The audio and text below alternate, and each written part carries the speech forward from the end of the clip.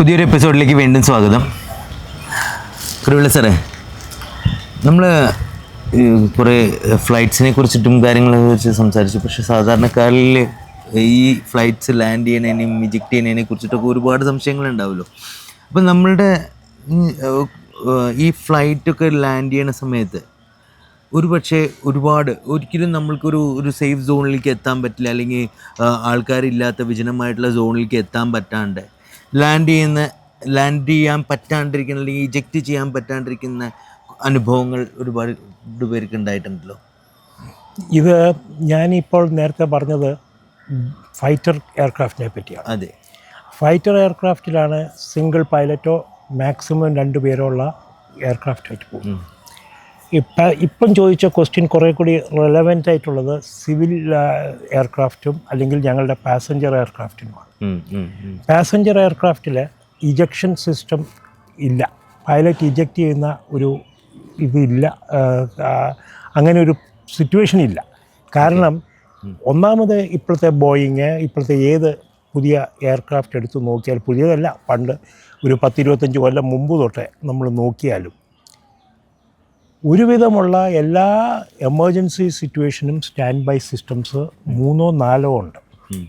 പണ്ട് എയർക്രാഫ്റ്റിലെ ഹൈഡ്രോളിക് സിസ്റ്റമാണെങ്കിൽ ഇപ്പോൾ അത് എല്ലാം ഇലക്ട്രിക്കലോ അല്ലെങ്കിൽ അതിനേക്കാളും കൂടിയ ടെക്നോളജി ആയിട്ടുള്ള fly by wire, fly by light, അങ്ങനെ പല ടെക്നോളജീസാണ് നമ്മൾ പോകുന്നത്. അതിപ്പോൾ സാധാരണക്കാരനോട് പറഞ്ഞ് മനസ്സിലാക്കാനുള്ള ഒരു സബ്ജക്റ്റ് അല്ല. കാരണം that's a very depth laser ടെക്നോളജിയൊക്കെയാണ്. അത് ഞാൻ അതിലോട്ട് പോകുന്നില്ല. പക്ഷേ ഈ ചോദിച്ചൊരു ക്വസ്റ്റ്യന് സാധാരണഗതിയിൽ ഒരു എയർക്രാഫ്റ്റിന്, പാസഞ്ചർ എയർക്രാഫ്റ്റിൽ ഇപ്പം 2 എൻജിൻ മിനിമം കാണും, 4 എൻജിൻസ് ഉണ്ട്. സിംഗിൾ എൻജിനായിട്ടുള്ള പാസഞ്ചർ എയർക്രാഫ്റ്റ് വളരെ ചെറിയ, ഇപ്പം പുഷ്പക്, അത് യു ക്യാൻ സേ, അല്ലെങ്കിൽ ചില എക്സിക്യൂട്ടീവ് ജെറ്റ്സ് അതുപോലും ഇപ്പം ഡബിൾ എൻജിൻസ് ആയിട്ടുണ്ട്. പക്ഷേ സിംഗിൾ എൻജിനായിട്ടുള്ളതിൽ ഇങ്ങനെ ഒരു ഇത് വന്നിട്ടുണ്ടെങ്കിൽ അത് പൈലറ്റ് എങ്ങനെയെങ്കിലും, ചിലപ്പോൾ എൻജിൻ ഫെയിലിയർ ആണെങ്കിൽ പൈലറ്റ് അത് ഗ്ലൈഡ് ചെയ്ത് ഇറക്കാൻ നോക്കും. As a glider he can convert the aircraft into a glider. ഈ കൺട്രോൾ സർഫസസ് ഒക്കെ മിനിമൈസ് ചെയ്ത് ലെവലിൽ കൊണ്ടുവന്ന് he will try to land it as ഒരു single aircraft.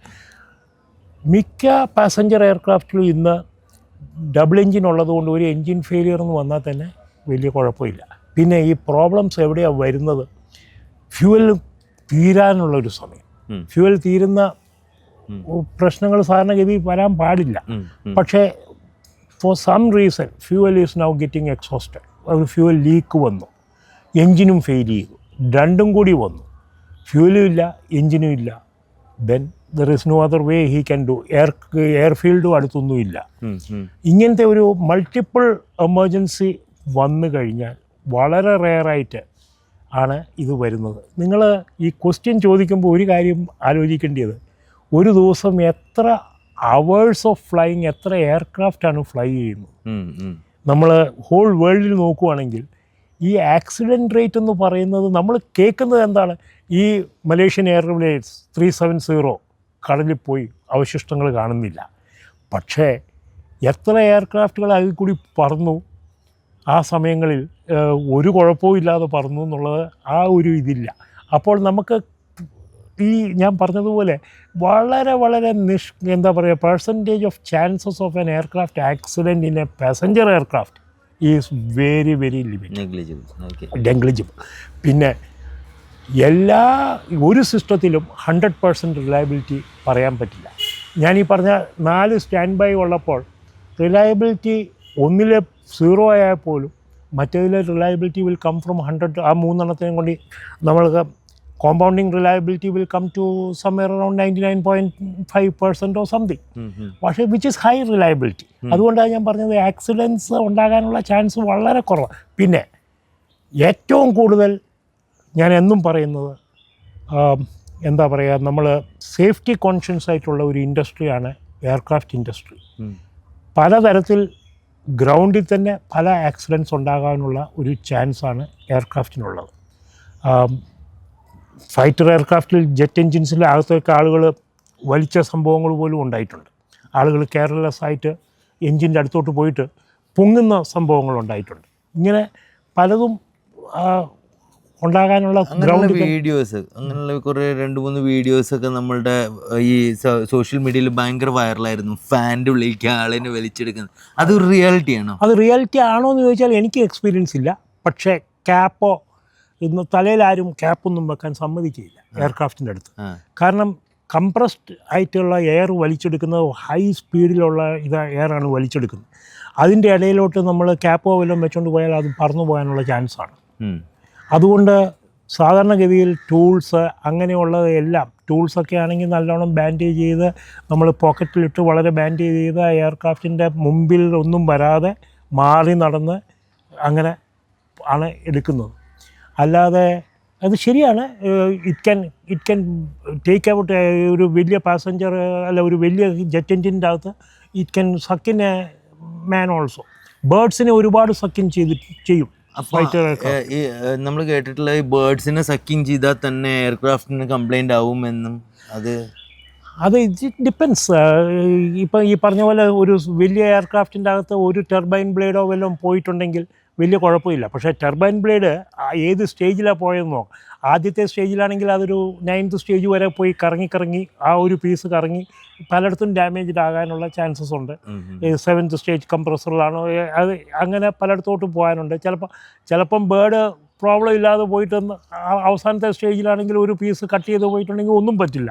It all depends upon different situation, different thing. പിന്നെ multiple എൻജിനുള്ള എയർക്രാഫ്റ്റിൽ ഇതൊന്നും ഒരു നിസ്സാരമായിട്ടുള്ള ഒരു കാര്യമാണ്. അപ്പോൾ ഈ ഇത് സക്കിയും ഇങ്ങനെ ആളുള്ളിലേക്ക് പോവും എന്നൊക്കെ പറയുന്നത് ഒരു സംഭവിക്കാവുന്നതാണെന്നേ ഞാൻ പറയുള്ളൂ. അത് സാധാരണഗതിയിൽ ഒരു licensed engineer or a licensed ground technician is so careful about it cannot happen, it should not happen.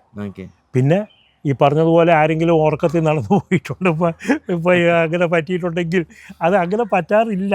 അതുകൊണ്ട് ഞാൻ പറയുന്നത് it can to me it would appear to be a very very remote chance. പക്ഷേ cap ചെറിയ സാധനങ്ങൾ can always go inside. Okay. അപ്പോൾ സാറിപ്പോൾ കുറച്ച് നേരം മുമ്പേ പറഞ്ഞു മലേഷ്യൻ്റെ ഒരു എയർക്രാഫ്റ്റ് മിസ്സിങ് ആയ ഒരു കഥ. അതൊരു ഒരുപാട് വർഷങ്ങൾക്ക് ശേഷം വന്ന് ലാൻഡ് ചെയ്തു എന്നും നമ്മൾ കേട്ടിട്ടുണ്ട്. എനിക്കറിയില്ല, എനിക്കതിൻ്റെ ബാക്ക്ഗ്രൗണ്ട് എനിക്കില്ല. അങ്ങനെ ഒരു സംഭവം ഉണ്ടായിട്ടുണ്ടോ? മലേഷ്യൻ എയർക്രാഫ്റ്റ് മിസ് ചെയ്തെന്ന് നിങ്ങൾ പറയുന്ന പോലെ തന്നെ ഞാനും പേപ്പറിൽ വായിച്ചതല്ലാതെ ഒന്നുമില്ല. അത് സാറേ ഒരു ബർമുഡ ട്രയാങ്കിൾ, അതെ, അങ്ങനെ അതൊരു ഫിക്ഷൻ ആണെന്ന് പറയുന്നുണ്ട്, റിയാലിറ്റി ആണെന്ന് പറയുന്നുണ്ട്. എവിടെയെങ്കിലും നമുക്ക് എന്താ പറയുക, മാഗ്നറ്റിക് ഫീൽഡ്, എർത്തിൻ്റെ മാഗ്നറ്റിക് ഫീൽഡിൽ ഒരു വലിയ വ്യത്യാസം വന്നാൽ, സണ്ണിൻ്റെ പൊസിഷനോ സണ്ണിൻ്റെ ഇതോ എന്തെങ്കിലും മാഗ്നറ്റിക് ഫീൽഡിൽ ഒരു ഡിഫറൻസ് വന്നാൽ എയർക്രാഫ്റ്റ് സിസ്റ്റംസ് അഫക്റ്റ് ആവുമോ എന്ന് ചോദിച്ചാൽ അഫക്റ്റ് ആവും. അങ്ങനെ അത്രയും വലിയ ഒരു ഡിസ്റ്റർബൻസ് ഉണ്ടാകുമോ എന്ന് ചോദിച്ചാൽ ആ ചാൻസ് വളരെ റെയറാണ്. പക്ഷേ ഇല്ല എന്ന് നമുക്ക് പറയാൻ പറ്റില്ല. അങ്ങനെ ഒരു ചിലയിടത്ത് ചില പർട്ടിക്കുലർ ഈ ബർമുഡ ട്രയാങ്കിൾ എന്ന് പറയുന്ന പ്ലേസിൽ അവിടെ മാഗ്നറ്റിക് ഫീൽഡിൻ്റെ എഫക്റ്റ് ഏറ്റവും കൂടുതലാണെന്നാണ് കേട്ടിട്ടുള്ളത്. അതുകൊണ്ടാണ് ചിലപ്പോൾ ഇങ്ങനെ സംഭവിക്കുന്നത്. എനിക്കതിൻ്റെ ബാക്ക്ഗ്രൗണ്ട് ഇല്ല അത് പറയാനാണ്. സാർ ഈ എയർക്രാഫ്റ്റ് ഫീൽഡിലായതുകൊണ്ട് ചോദിക്കുന്നതാണ്. നമ്മളുടെ ഗോരഖ്പൂർ, അതുപോലെ Haryana, UP, northern states, north eastern സ്റ്റേറ്റ്സിൽ, പിന്നെ US-ലാണ് നമ്മൾ കൂടുതൽ ഇത് കേൾക്കുന്നത്. ഈ UFOസിനെ കുറിച്ചിട്ട് UFOs വന്ന് ലാൻഡ് ചെയ്യുന്നു, അത് ആർമി ഓഫ് അല്ലെങ്കിൽ ഡിഫൻസ് ഫോഴ്സസ് അതിൻ്റെ പിന്നാലെ പോകുന്നു, എയർഫോഴ്സുകാർ.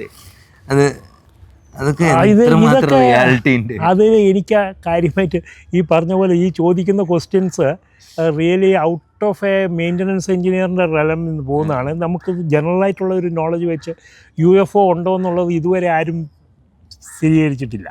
പിന്നെ ഒരു ഫ്ലൈയിങ് ഇത് കണ്ടു എന്ന് പറഞ്ഞ് പലരും പറയുന്നുണ്ട്, പോകുന്നത് കണ്ടു, ഞങ്ങൾ ഫൈറ്റർ ജെറ്റ് സ്ക്രാമ്പിൾ ചെയ്തു. ഇതൊക്കെ പറയുമ്പോൾ ഒരു ഇൻസിഡൻ്റാണ് എൻ്റെ മനസ്സിൽ വരുന്നത്. 71 വാറിൽ പെട്ടെന്ന് ഞങ്ങൾക്ക് ശ്രീനഗറിൽ ഒരു അലേർട്ട് വന്നു, paratroopers are being dropped by Pakistan. ഇതുമായിട്ട് വളരെ ഡിസ്കണക്റ്റഡ് ആണെങ്കിലും ഞാനൊരു ഇൻസിഡൻറ്റ് പറയുകയാണ്. Paratroopers are dropped all around Srinagar by Pakistan എന്ന് പറഞ്ഞ ഒരു അലേർട്ട് വന്നു. ശരിക്കും അലേർട്ട് വന്നപ്പോൾ ഞങ്ങളെല്ലാവരും റിവോൾവറും ഒക്കെ എടുത്ത് റെഡിയായിട്ട് ഇവരെ അറ്റാക്ക് എപ്പോഴാണ് വരുന്നതെന്ന് വെച്ചാൽ നോക്കിയിരിക്കുമ്പോൾ കുറച്ച് കഴിഞ്ഞപ്പം അലേർട്ട് വിഡ്രോ ചെയ്തു.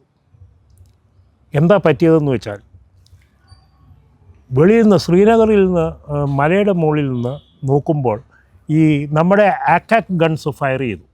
ആക്കാക്ക് എന്ന് പറഞ്ഞാൽ എയർ ഡിഫൻസ് ഗൺസ്. ഓക്കെ.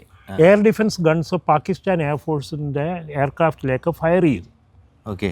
ആ ഫയറിൻ്റെ ഈ നമ്മൾ ഇവിടെ നമ്മുടെ വാണം വിട്ടിട്ട് പോകുന്ന പോലെ താഴോട്ട് വരുന്ന കണ്ടപ്പോൾ അത് പാരഷൂട്ടാണെന്ന് തോന്നി. അപ്പോൾ എയർക്രാഫ്റ്റ് ചെയ്യുന്നുണ്ട്, പാരഷൂട്ട് വരുന്നു, താഴോട്ട് വരുന്നു, ഇത് വന്നു എന്ന് പറഞ്ഞു. അതുപോലെ UFO കണ്ടു എന്ന് പറയുമ്പോൾ ഇതുവരെ ആരും സ്ഥിരീകരിച്ചതായിട്ട് എനിക്കറിയില്ല. പക്ഷേ ഈ UFOനെ കുറിച്ചിട്ടുള്ള ഈ ഒരു വീഡിയോ അത് അങ്ങനെ സോഷ്യൽ മീഡിയയിലൂടെ ഇങ്ങനെ പരക്കുമ്പോൾ ഒരു സോഴ്സിൽ നിന്നും അതിനൊരു എഗെയിൻസ്റ്റ് ആയിട്ടുള്ള ഒരു ഇൻഫർമേഷൻ അല്ലെങ്കിൽ ഫാക്ട് ചെക്കിങ്ങിൻ്റെ ഭാഗമായിട്ട് തിരിച്ചേ ചോദിക്കുകയുള്ളൂ. ഏതെങ്കിലും ഒരു ഭാഗത്തു നിന്ന് അതിൻ്റെ ഒരു അവശിഷ്ടം കിട്ടിയെന്നോ, അത് ലാൻഡ് ചെയ്തെന്നോ, അതിൽ നിന്ന് ഒരാളെ ഇറങ്ങി വന്നെന്നോ എന്തെങ്കിലും എവിടെയെങ്കിലും കാണിച്ചിട്ടുണ്ടോ? ഇല്ല. അപ്പോൾ എന്നെ സംബന്ധിച്ചോളം as A scientific person I will say that it is almost A thing. ഇനിയും വെല്ലവും സ്പേസിൽ ആളുകളുണ്ടോ ഇല്ലയോ എന്നുള്ളതൊക്കെ ISRO പോലുള്ളവർ പഠിച്ച് നമ്മൾ പലയിടത്തായിട്ട് പോകുമ്പോൾ അത് അറിഞ്ഞു വരും. അത്രേ ഉള്ളൂ. എനിക്കിപ്പോൾ അതിനുള്ള നോളജ് ഇല്ല. സാറേ, ഈ ഡൈമെൻഷൻസ് എന്ന് പറയുന്നുണ്ടല്ലോ, നമ്മൾ single dimension, 2D, 3D, 4th dimension, 5th dimension എന്നൊക്കെ പറയുന്നത് ഒരു റിയാലിറ്റി ആവാൻ സാധ്യതയുണ്ടോ? സാറിൻ്റെ ഒരു ടെക്നിക്കൽ കാഴ്ചപ്പാട് വെച്ച്. അല്ലല്ല, നിങ്ങൾ 6 ഡൈമെൻഷൻസ് എന്ന് പറഞ്ഞത് അത് ഇപ്പോൾ എഗെയിൻ ടെക്നിക്കൽ ഒരു ഇതിൽ നോക്കിയാൽ anything which is today not possible is possible tomorrow എന്ന് വിശ്വസിക്കുന്ന ഒരാളാണ് ഞാൻ.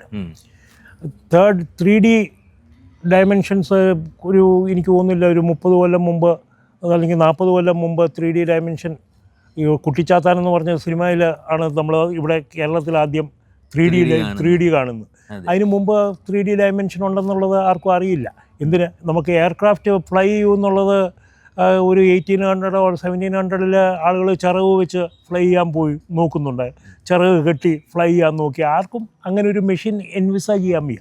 അതുകൊണ്ട് സയൻറ്റിഫിക്കലി പോസിബിൾ ആണോ എന്ന് ചോദിച്ചാൽ ഇന്നത്തെ കാഴ്ചപ്പാട് വെച്ചിട്ട് പോസിബിൾ അല്ലെന്ന് പറഞ്ഞാലും it can always happen anything. 4th ഇനിയും അതുകൊണ്ട് ഞാൻ ഒന്നും ഇമ്പോസിബിൾ ആണെന്ന് ഞാൻ പറയാൻ എനിക്ക് തോന്നുന്നില്ല.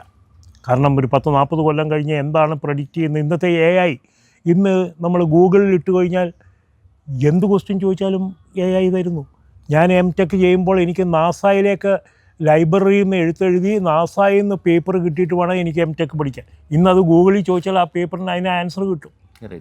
ശരിയാണ്. അപ്പം അത് നമുക്ക് ഇമ്പോസിബിൾ ആണെന്ന് പറയാം. 4th ഡയമെൻഷൻ 5th ഡയമെൻഷൻസ് വരില്ല എന്ന് ഒരിക്കലും പറയാൻ പറ്റില്ല. സാറേ, ഈ എപ്പിസോഡിൽ നമുക്കൊരു ലാസ്റ്റ് ചോദ്യം കൂടി ചോദിക്കുകയാണ്. സാറ് എന്താ പറയുക, നമ്മൾ ഡയമെൻഷൻസിനെ കുറിച്ച് പറഞ്ഞു, എയർക്രാഫ്റ്റ്സിനെ കുറിച്ച് പറഞ്ഞു. അപ്പോൾ നമ്മളിങ്ങനെ യാത്രകളിൽ പോകുമ്പോൾ സാറ് ഒരു ഇടയ്ക്ക് വെച്ചിട്ട് കാര്യം പറയുന്നുണ്ടായിട്ട്, നമ്മളുടെ ചില യാത്രകളിൽ സാറിന് 2 ട്രക്കിൻ്റെ ഇടയിൽ കൂടെയൊക്കെ പോകേണ്ടി വന്നിട്ടുണ്ട്. യാത്രകൾ ഭയങ്കര ബുദ്ധിമുട്ടായിട്ടുണ്ട്. ഭയങ്കരമായിട്ട് അതൊരു നോർമൽ ലൈഫിൽ സാറിനെ ബാധിച്ചൊരു വിഷയം കൂടിയാണെന്ന് കേട്ടിട്ടുണ്ട്. അത് എന്താണെന്ന് വെച്ചാൽ പണ്ട് വളരെ പഴയതെന്ന് വെച്ചാൽ 1978-79 ആ പീരിയഡ് വരെ ഡൽഹി പാലം കഴിഞ്ഞാൽ ഗുർഗാവൻ എന്ന് പറഞ്ഞൊരു സ്ഥലമുണ്ട്. അതൊരു ഗ്രാമമായിരുന്നു. ഇന്ന് ഗുർഗാവൻ ഈസ് എ ഇൻഡസ്ട്രിയൽ സെൻറ്ററും നമ്മുടെ എല്ലാ ഇൻക്ലൂഡിങ് ഗൂഗിൾ, ആമസോൺ എല്ലാത്തിൻ്റെ headquarters is in Gurgaon. Gurgaon has been transformed into എന്താ പറയുക വേൾഡ് ക്ലാസ് സിറ്റിയാണ് ഇന്ന്. പക്ഷേ അന്ന് ഗുർഗാവനിലേക്കൊക്കെ പോകണമെങ്കിൽ it was small roads. After Palam there was nothing. അവിടെ സൈഡുകളിൽ അന്നും എന്താ പറയുക ഡെക്കോയിറ്റ്സ് ഉണ്ട്. എന്തിന് നമ്മൾ ബാംഗ്ലൂരിൽ നിന്ന് ഹൈദരാബാദിലേക്ക് പോകുന്ന വഴിയിൽ ഡെക്കോയിറ്റ്സ് ഉണ്ടായിരുന്നു. ആ സമയങ്ങളിൽ ഈ 1979-80 ഈ ഡെക്കോയിറ്റ്സ് എന്ന് പറഞ്ഞാൽ കള്ളന്മാരില്ല. അതെ, കള്ളന്മാർ അവരുടെ എന്താ പറയുക, തൊഴിൽ ഡെക്കോയിറ്റിയാണ്. ഓ ഓക്കെ. അത് തൊഴിലെന്ന് വെച്ചാൽ അവർ പാരമ്പര്യമായിട്ട്, നമ്മളിപ്പോൾ ഫിഷർമെൻ എന്നൊക്കെ പറയുന്ന പോലെ പാരമ്പര്യമായിട്ട് അവർ വെയിൽ ചെയ്ത ആളുകളെ ചെയ്ത് ഇത് എടുക്കുകയാണ്. നമ്മൾ ചില സിനിമയിലൊക്കെ കണ്ടിട്ടുണ്ട്. എനിക്ക് സിനിമ അത്ര വലിയ കുതിരപ്പുറത്ത് വന്ന് ട്രെയിനിനെ ആക്രമിക്കുന്നതും കുതിരപ്പുറത്ത് വന്ന് ട്രെയിനിൽ ചാടുന്നതും ഒക്കെ സിനിമ സീൻസിലുണ്ട്. അതുപോലത്തെ തന്നെയാണ് കുതിരകളിൽ വെച്ചും ഒക്കെ ഡൽഹിയിലെ സോണ എന്നൊക്കെ പറയുന്ന സ്ഥലങ്ങളിൽ ഞങ്ങളുടെ മിസൈൽ സ്റ്റേഷൻസിലൊക്കെ കുതിരപ്പുറത്ത് ആളുകൾ അതിൻ്റെ സൈഡിൽ താമസിക്കുന്നവരെയൊക്കെ അറ്റാക്ക് ചെയ്യുന്ന സമയങ്ങളുണ്ടായിരുന്നു 75, 76, 77 ഓക്കെ. അതുപോലെ തന്നെ പാലത്തിൻ്റെ അങ്ങോട്ട് പോയി കഴിഞ്ഞാൽ കുതിരകളില്ലെങ്കിലും പാലത്തിൽ നിന്ന് ഗുർഗാവിനിലേക്ക് പോകുന്ന രജോക്രി എന്ന് പറയുന്ന സ്ഥലത്തേക്ക് ഞങ്ങളുടെ മിസൈൽ സ്ക്വാഡ്രൺ ഉണ്ടായിരുന്നത്. അവിടത്തേക്ക് പോകുന്നിടത്ത് വളരെ വിജനമായിട്ടുള്ള ഒരു ഇതാണ്. 1978 അവിടെ ഒരു വെങ്കീസ് ഹാച്ചറി വന്നു. അതുമാത്രമായിരുന്നു അവിടെ ഉണ്ടായിരുന്നത്. ബാക്കിയെല്ലാം ഫാം സൈറ്റ് ഇങ്ങനെ കിടക്കുകയാണ്. ക്യാബേജസ്, കോളിഫ്ലവർ, അങ്ങനത്തെ പല കാര്യങ്ങളും അങ്ങനെ കിടക്കുകയാണ്. അതിൻ്റെ ഇടയിൽ ചില ഡെക്കോയിറ്റ്സ് നമ്മൾ സ്കൂട്ടറിലോ കാറിലോ ഒക്കെ പോയാൽ അത് പിടിച്ചു നിർത്തും, തടയും. കയ്യിലുള്ള സ്വർണ്ണമോ എന്താണെന്ന് വെച്ചാൽ അവർ തട്ടിയെടുക്കും. ആളുകളെ കൊല്ലുകയൊന്നുമില്ല, ആളുകളെ പറഞ്ഞു വിടും. എന്നിട്ട് ഇവരെ അഡ്രസ്സും ഇല്ല. പോലീസിനും ഒന്നും ചെയ്യാൻ പറ്റാത്ത ഒരു സ്ഥിതിയാണ് അന്നുണ്ടായിരുന്നത്. അങ്ങനത്തെ ഒരു സമയത്താണ് ഞാൻ രജോക്രിയിൽ കല്യാണം കഴിച്ച് എനിക്ക് പോസ്റ്റിംഗ് ഉണ്ടായിരുന്നത്. ആ സമയത്താണ് I would have been probably 28 years old and my wife 25 years old. ഞങ്ങൾ സ്കൂട്ടറിൽ പാലത്തുനിന്ന് വരുവാണെങ്കിൽ പാലത്തിൽ പോയിട്ട് വല്ല സിനിമയൊക്കെ കാണാനായിട്ട് ഡൽഹിയിൽ പോയി. അന്ന് വേറെ ഒന്നും സിനിമ തിയേറ്ററില്ല. ഡൽഹി പോകണം, വിശ്വവിഹാറിലൊക്കെ പോയി ഇംഗ്ലീഷ് സിനിമ കണ്ടിട്ട് തിരിച്ചു വരുവാണെങ്കിൽ പലപ്പോഴും വൈകുന്നേരം മാറ്റ്നി, രാത്രി പോകുന്ന പ്രശ്നം ഉദിക്കുന്നില്ല, പേടിച്ചിട്ട് രാത്രി പോയില്ല. വൈകുന്നേരം മാറ്റ്നി കഴിഞ്ഞ് തിരിച്ചു വരുമ്പം പോലും ഒരു 6 മണിയൊക്കെ കഴിഞ്ഞ് വരുമ്പോൾ ഞങ്ങളവിടെ പാലത്തിൻ്റെ അവിടെ വെയിറ്റ് ചെയ്യുമായിരുന്നു. എന്നിട്ട് 2 ട്രക്ക് വരുമ്പോൾ ഈ പറഞ്ഞതുപോലെ സ്കൂട്ടർ അതിൻ്റെ ഇടയ്ക്ക് കയറ്റും, എന്നിട്ട് പോവും. അപ്പോൾ ഈ 2 ട്രക്കിനെ ഇവർ അറ്റാക്ക് ചെയ്യാനുള്ള ചാൻസ് കുറവാണ്. അപ്പോൾ നമുക്ക് സേഫായിട്ട് രജോക്കരി വരെ അവിടെ വരെ പോകാം. അതാണ് ആ ഇൻസിഡൻറ്റ്. ആരാ പറഞ്ഞതെന്ന് എനിക്കറിയില്ല. ആ ഇൻസിഡൻറ്റ് അതാണ് സംഭവിച്ചിട്ടുള്ളതാണ്, ശരിക്കുള്ളതാണ്. ഞങ്ങൾ അങ്ങനെ തന്നെ പോയിട്ടുണ്ട്. 1-2 പേരെ ഞങ്ങളുടെ ഓഫീസേഴ്സിനെ തന്നെ വെയിലേ ചെയ്ത ഇൻസിഡൻറ്റും ഉണ്ടായിട്ടുണ്ട് ആ സമയത്ത് 75-76. ഒരാളുടെ കയ്യിലൊക്കെ കുത്തുകയൊക്കെ ചെയ്തിട്ടുണ്ട്. അയാളുടെ വൈഫിനെ അയാൾ പ്രൊട്ടക്റ്റ് ചെയ്യാൻ നോക്കി ഡെക്കോയിറ്റ്സ് കൈ വെട്ടാനൊക്കെ ശ്രമിച്ച അങ്ങനത്തെയൊക്കെ സ്റ്റോറിയുണ്ട്. അപ്പോഴത്തേനും വേറൊരു ട്രക്ക് വരും, ഇവർ ഓടും. ഇത് തന്നെയാണ് പരിപാടി. അപ്പോൾ ഒരുപാട് നല്ല വിശേഷങ്ങളുമായിട്ട് ഈ ഒരു എപ്പിസോഡ് ഇവിടെ വൈൻഡപ്പ് ചെയ്യുന്നു. മറ്റൊരു എപ്പിസോഡിൽ കാണുന്നവരെ വീണ്ടും നന്ദി, നമസ്കാരം. കൂടുതൽ വീഡിയോകൾക്കായി ചാനൽ സബ്സ്ക്രൈബ് ചെയ്യുക, അടുത്തുള്ള ബെൽ ബട്ടണും കൂടി പ്രസ് ചെയ്യുക.